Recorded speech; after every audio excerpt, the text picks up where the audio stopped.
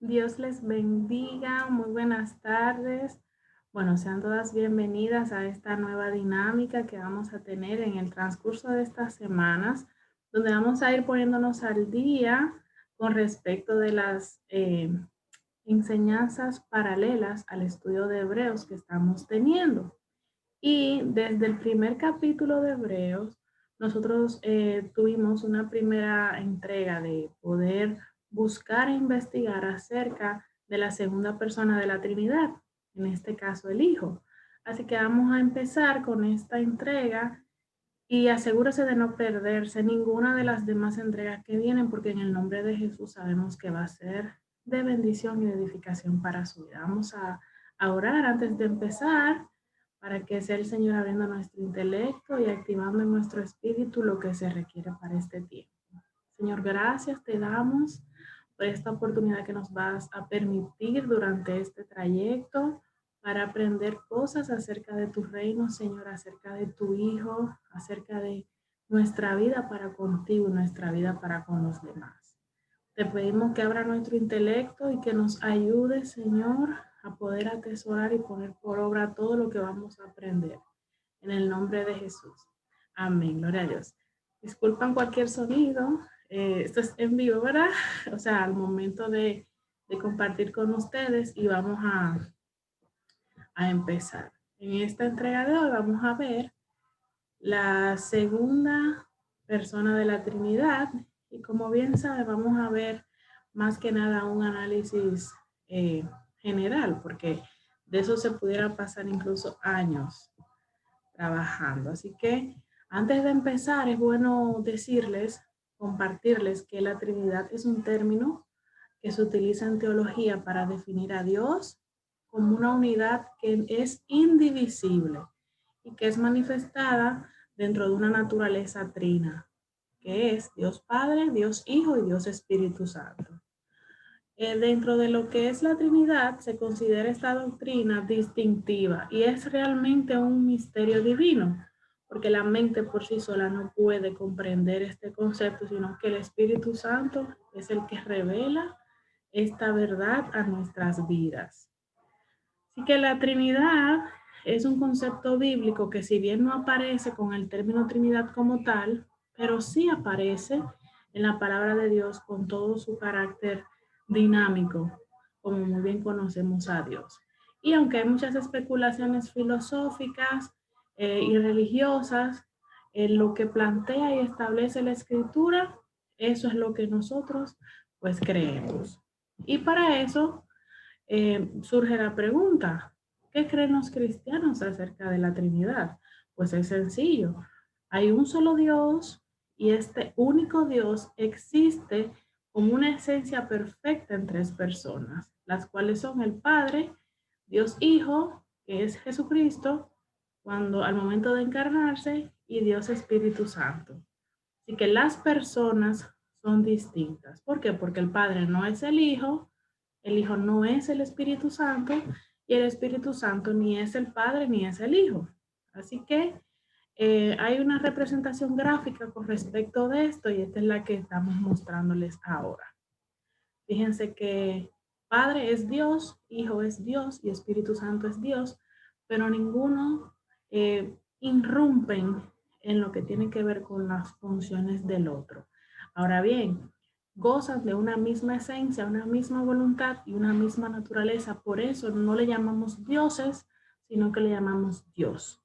Cuando decimos gloria a Dios, estamos dando la gloria al Padre, la gloria al Hijo y la gloria al Espíritu Santo, pero muy bien pudiéramos nosotros también en un momento determinado decir gloria al Padre, gloria al Hijo, gloria al Espíritu Santo de manera separada, de acuerdo a las manifestaciones de su gracia que en ese momento están trayendo a nuestra vida. El término de que podamos conocer la Trinidad nos va a ayudar incluso hasta al momento de orar, porque vamos a saber cuándo comunicarnos con el Padre, cuándo agradecer al Hijo por su sacrificio perfecto y cuándo darle gloria al Espíritu Santo y agradecer por las cosas que está haciendo en nuestra vida. Así que Dios es un ser divino, es absolutamente perfecto y pues se manifiesta en tres personas. A diferencia de todo el universo como lo conocemos, Dios no forma parte de ese universo, sino que ya Él es eternamente y fue incluso el que hizo todas las cosas que conocemos y aún aquellas a las cuales aún no conocemos. Así que ellos son llamados personas porque ellos se relacionan entre sí de manera personal. Y sé que muchos de ustedes, al momento de estudiar las escrituras, han visto que incluso ellos establecen características como persona, se entristecen, se sienten contentos, se enorgullecen de lo que ocurre y otras cosas más. Así que es un Dios en tres personas. El Padre es Dios, la primera persona de la Trinidad, el Hijo es Dios, la segunda persona de la Trinidad, que es la que vamos, ¿verdad?, a ver más a fondo en esta entrega, y el Espíritu Santo es Dios, que también es conocido como la tercera persona de la Trinidad. Así que el Padre, pues es eternamente, nadie lo engendró, no forma parte de nadie que lo haya creado. El Hijo procede eternamente del Padre, lo vamos a ver más adelante, y el Espíritu Santo procede del Padre y del Hijo. Por eso es que hay una unidad perfecta en ellos. Así que la Biblia enseña claramente que hay un solo Dios. Sin embargo, a las tres personas, las escrituras también le llaman Dios. Y aquí vamos a compartir algunas evidencias bíblicas que si bien no la vamos a ver todas, pero sí quiero compartirlas y que quede aquí grabado para que luego ustedes puedan más adelante hacer su estudio de manera personal. Así que primero vamos a ver esos versículos que nos muestran que hay un solo Dios. ¿Ok? Está, por ejemplo, Deuteronomio 6:4, que en el nombre de Jesús dice, oye Israel, Jehová nuestro Dios, Jehová uno es. Así que en ningún momento hemos dicho que Padre, Hijo y Espíritu Santo son tres dioses, sino que son tres personas en un solo Dios, por su naturaleza de voluntad y unidad perfecta. También tenemos aquí, denme un momentito que este se me va. Bien, también tenemos aquí en Isaías 44 del 6 al 8, donde habla de Jehová, Rey de Israel, donde habla de Redentor y donde establece que es uno solo. Aquí está la cita completa para que luego la lean. También está Isaías 45 del 5 al 7, donde dice, yo soy Jehová y ninguno más hay. No hay Dios fuera de mí. Yo te ceñiré, aunque tú no me conociste. Y es bueno incluso leer todos los capítulos porque te dan un vistazo general de cómo operó Dios en esos momentos de la historia. También vamos a ver algunos versículos que ahora muestran claramente a cada una de las personas de Dios por separado. Bien, vamos a ver primero la manifestación del Padre. Dice que, Primera de Corintios 8:6, para nosotros, sin embargo, solo hay un Dios, el Padre, del cual proceden todas las cosas, y nosotros vamos para Él, y un Señor Jesucristo, por medio del cual son todas las cosas, y nosotros por medio de Él. También establece en Efesios 4 un cuerpo y un espíritu, como fuisteis también llamados en una misma esperanza de vuestra vocación. Un Señor, una fe, un bautismo, un Dios y Padre de todos, el cual es sobre todos y por todos y en todos.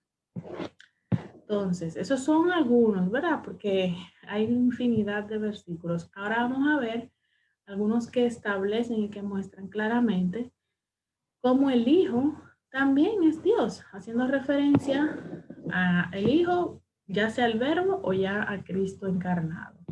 Y dice Juan capítulo 1, que sabemos que es uno de los capítulos por excelencia para mostrar la deidad del Verbo. Dice que en el principio era el Verbo, y el Verbo era con Dios, y el Verbo era Dios. Y este era en el principio con Dios. ¿Ok? También vemos en Juan 1:14, donde dice que aquel Verbo fue hecho carne, haciendo referencia a Jesucristo, y habitó entre nosotros, y vimos su gloria, gloria como del unigénito del Padre, lleno de gracia y de verdad.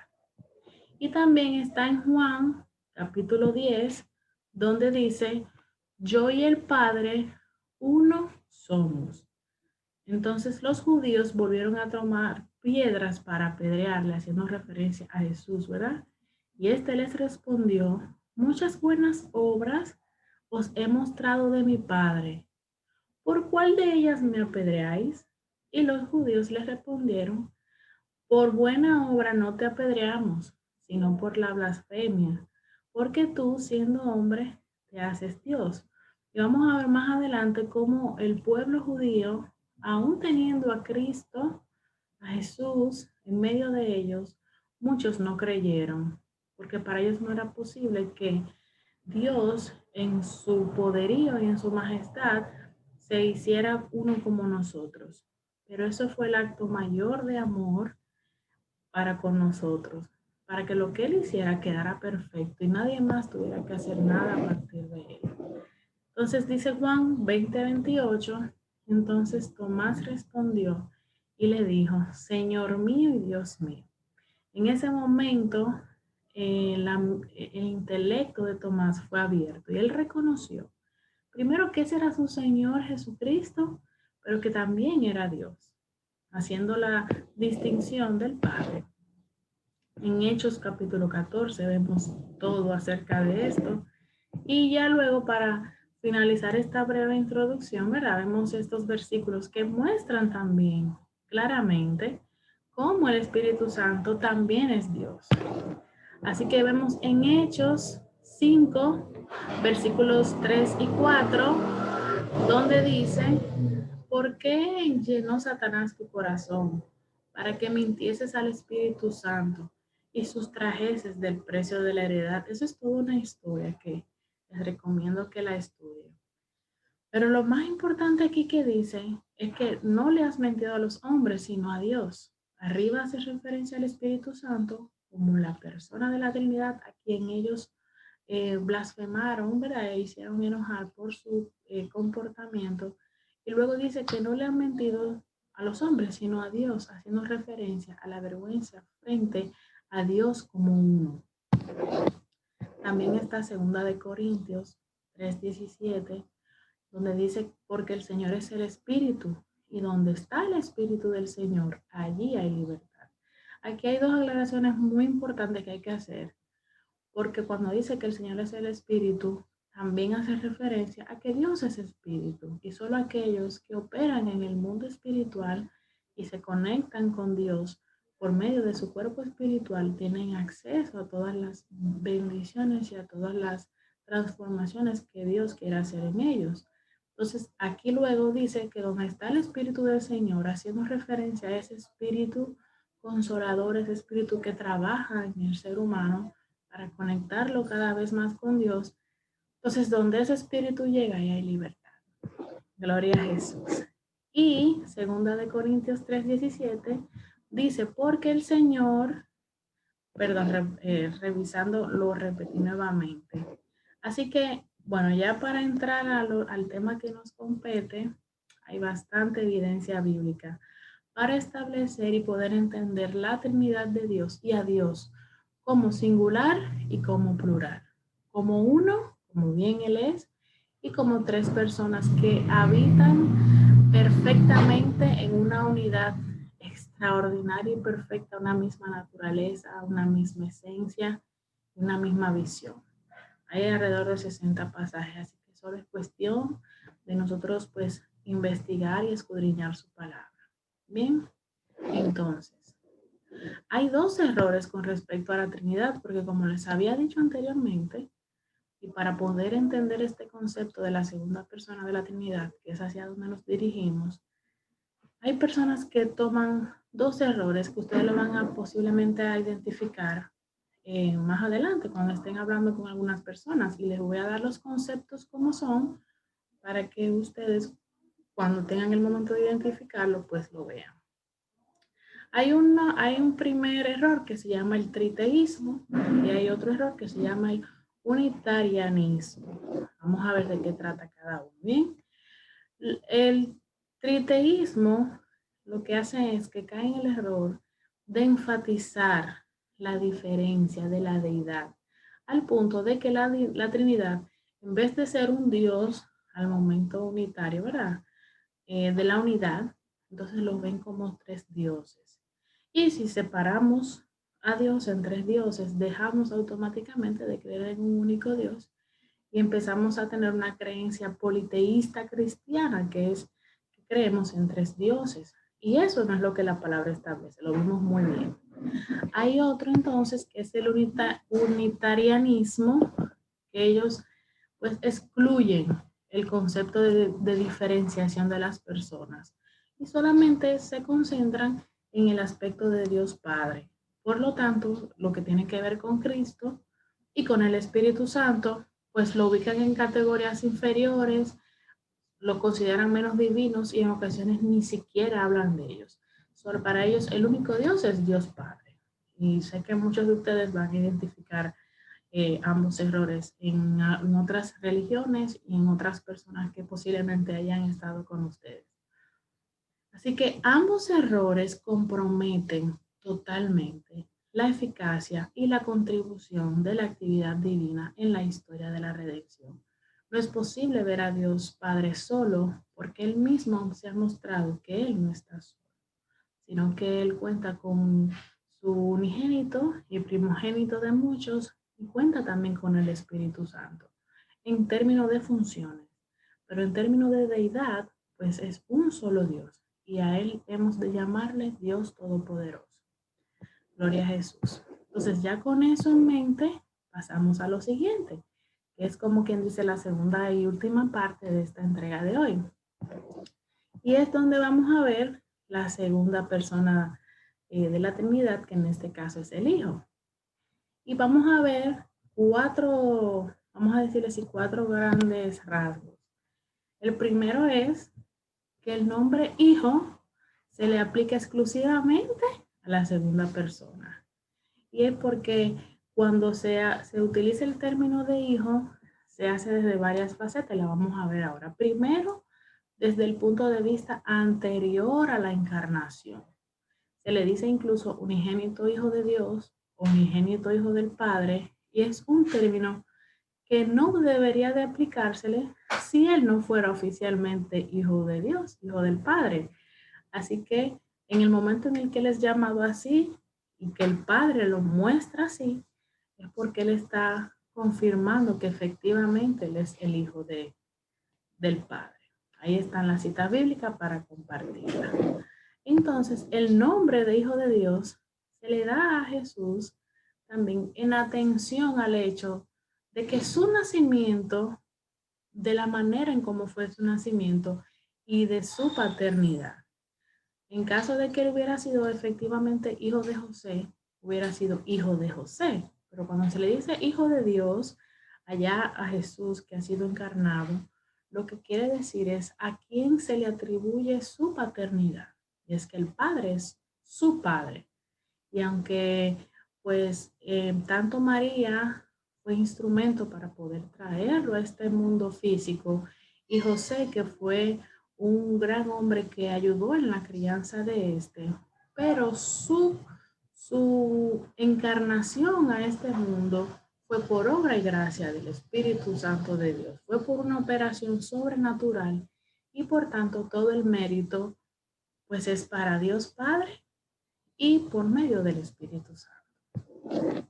Lo segundo es que es el término también de hijo le hace referencia a la subsistencia personal de este. Y vamos a ver varios puntos. Lo primero es cómo la Biblia pues habla del Padre y del Hijo. Implica que uno es tan personal como el otro y de hecho muestra la relación que hay entre estos dos. Así que cuando se habla de la subsistencia, quiere decir que el Hijo procede eternamente del Padre. Y en el aspecto natural pudiéramos entender que un hombre primero debería de ser mayor para luego proceder a tener hijos. Esto es en el plano natural. Sin embargo, con Dios, esas limitaciones físicas no le competen a él. O sea, él no está limitado por eso. Por lo tanto, cuando decimos que el Hijo procede eternamente del Padre, es como si dijéramos, para que más o menos tengan una idea, que tanto el Padre como el Hijo tienen la misma edad, aunque sabemos que ellos se mueven en la eternidad perfecta y que de hecho operan en el tiempo físico para que nosotros también podamos entenderlo, pero a ellos no les limita el tiempo. Así que cuando usamos los apelativos de unigénito y de primogénito para el hijo, también implica la relación que hay de este hijo con el padre. Unigénito porque es el único. Dios no tiene, no hay otro hijo que proceda eternamente del padre, así como ves el verbo. Sin embargo, ese también es el primogénito, ya que cuando todos nosotros pasamos también a ser hijos de Dios, pues formamos parte de lo que es la familia espiritual y por tanto Él es el primogénito, porque él es el que contiene la primacía y luego entonces venimos nosotros.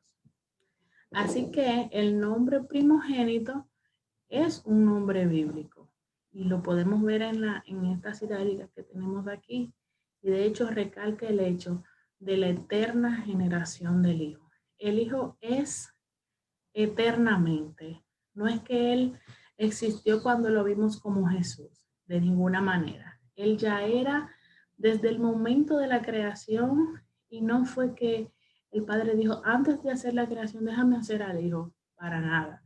Es completamente eterno, proceden eternamente y tienen una generación eterna. Por eso es que digo que estos temas es bueno que le pidamos al Espíritu Santo de Dios que nos ayude a entenderlo, porque es extraordinario todo lo que Dios permite que nosotros comprendamos acerca de él. También, cuando hacemos el uso distintivo del término logos, que de hecho aparece en la escritura, está señalando al Hijo en la misma dirección del Padre. Y este es un término que solamente se le aplica al Hijo, porque no solamente para expresar su relación con el mundo, sino también para indicar la íntima relación que guarda con el Padre. En relación de que todo lo que el Padre tenía como palabra, al momento de pronunciarlo, fue hecho por medio del Hijo. Y aunque hay algunos que a nivel filosófico, pues presentan al Logos solo como una persona, pues ya vemos que las escrituras realmente lo establecen como el Hijo de Dios. En el momento en el que Dios Padre en la creación decía produzcanse, sean los animales, sean las aves. Al momento de traducir ese comando, esa expresión, pues fue por medio del Hijo. Es por esto que nadie más que el Hijo era el que debía encarnarse y morir por nosotros. Pero eso lo vamos a ver también más adelante. Y por última parte, con respecto a esta subsistencia personal del Hijo, de que Él procede eternamente del Padre, vemos la descripción del Hijo como una imagen, y no cualquier imagen, sino la imagen misma de Dios. Así que las escrituras destacan claramente cómo Él es un ser personal. Y si el Hijo de Dios es la misma imagen de Dios, entonces debe ser persona. Por lo tanto la segunda persona de la Trinidad, que en este caso es el Verbo, el Hijo de Dios, como ya en su manifestación encarnada de Cristo, ¿verdad? De Jesucristo, en ambos Él muestra su imagen, la imagen de Dios en Él. Entonces, en una tercera parte, con respecto de esta segunda persona de la Trinidad, vamos a ver un poco más sobre el concepto de que Él es una generación eterna. Lo que quiere decir con esto es que Él no fue creado en un momento luego o en un momento y se perdió algo de la historia, de ninguna manera. Vemos cómo Él participa completamente en todo lo que tiene que ver con el Padre y con el Espíritu Santo. Así que esta doctrina lo que nos muestra es cómo la primera y la segunda persona de la Trinidad permanecen en una constante y recíproca relación, tanto el Padre como el Hijo. Sabemos que en el tramo de la historia que vemos en las Escrituras, vemos en una primera etapa al Padre obrando con su pueblo y mostrando providencia y misericordia. Luego vemos como en una segunda etapa, la segunda persona de la Trinidad, que esto es el Hijo, pues se encarga y viene a hacer el oficio redentor, ¿verdad? Esa misión redentora. Y en una tercera etapa vemos cómo desciende el Espíritu Santo y forma parte es como el gobernador de la tierra, donde va formando a los cristianos, a los creyentes, de hecho hasta hoy, hasta el día de hoy, para que podamos ser lo más aptos a Dios posible. Y es el encargado de arrebatar a la iglesia en aquel día. Así que no solamente vemos que hay una relación perfecta entre ellos, sino que siempre han estado. Nunca fue uno primero y otro después, sino que eternamente han sido en todo momento. En un momento pues fue el unigénito y en otro momento pues fue el primogénito, cuando ya nosotros pasamos a formar parte de esta gran familia espiritual. Y por último, encontramos un tema muy necesario de tratar, que es con respecto a la deidad del Hijo. Muchos creen que Cristo vino a la tierra y que Él fue simplemente un hombre más, un profeta más, y que si bien es cierto que cambió la historia y la trastornó por completo, pues solamente eso. Sin embargo, todas estas escrituras que ustedes ven aquí, todas estas porciones bíblicas demuestran explícitamente cómo el Hijo es Dios. Y hay varias características. Lo primero es cómo a este Hijo se le aplican nombres divinos. Cómo podemos reconocer atributos de Dios en el Hijo. Por ejemplo, cómo Él existe eternamente, cómo es su omnipresencia, que es que puede estar en todos los lados a la vez. Y recuerden que cuando digo el Hijo, no es solo en la posición de Jesús, sino también del Verbo. Él puede estar en todo lugar al mismo tiempo con todo su ser. La omnisciencia, Él todo lo sabe, todo lo conoce, aún aquellas cosas que tenemos en mente decirle. También la omnipotencia, es que es todopoderoso. No hay limitaciones para Él, como en ocasiones nosotros o nuestra mente quiere pensar. También tiene honores divinos, o sea, es considerado rey. Se habla de Él como hacedor de obras divinas. Por ejemplo, estuvo en la creación, forma parte de la providencia que recibimos nosotros y también su creación. También perdona pecados, es el único con la autoridad para perdonar pecados. También a Él, gracias a Él, pues está la dinámica de la resurrección, pues Él fue el que demostró que sí, que la resurrección en Dios es efectiva. Y también Él tiene un nombre por encima de todo nombre, nombre que se ha dado en el cielo, en la tierra y debajo de la tierra, por medio del cual hemos de ser salvos. Y por tanto, Él es el único que tiene la autoridad y la potestad dada por el Padre de hacer todos los juicios que establece el libro de Apocalipsis, que en su momento lo veremos también. O sea, solamente Él es el único que se halló digno de poder desatar los sellos. Así que Él es el que renueva todas las cosas, Él es el que va a disolucir todas las cosas en el final. Y bueno, no hay ningún otro como Él. Y es porque el Padre a sí mismo le ha dado esa autoridad. Así que bueno, hasta aquí esta primera entrega sobre la segunda persona de la Trinidad con un poquito, ¿verdad? Regalado acerca de la Trinidad en términos general para que pudieran entender el concepto. Y recuerden que esta es una entrega complementaria del estudio de Hebreos que estamos haciendo, específicamente del capítulo 1. Así que les hacemos la invitación cada lunes. Nos estamos reuniendo a las 8 de la noche por Zoom. Pueden escribirnos a mujercondestinoendios@gmail.com o por este comentario que vamos a tener en este video.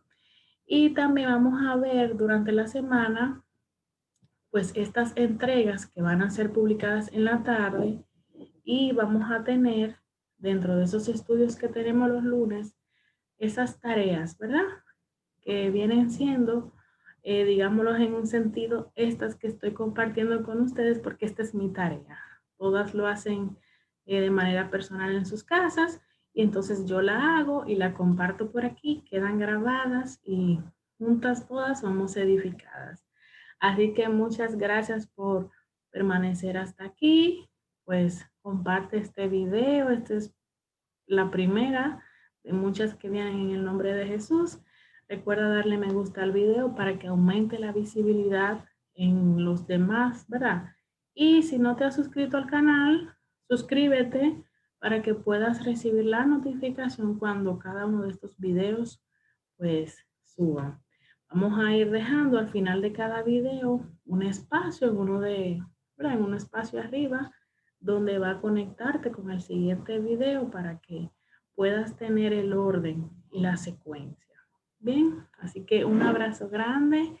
Dios te bendiga y hasta aquí nos ha traído el Señor. Toda bendición del cielo para ti en el nombre de Jesús. Dios te bendiga.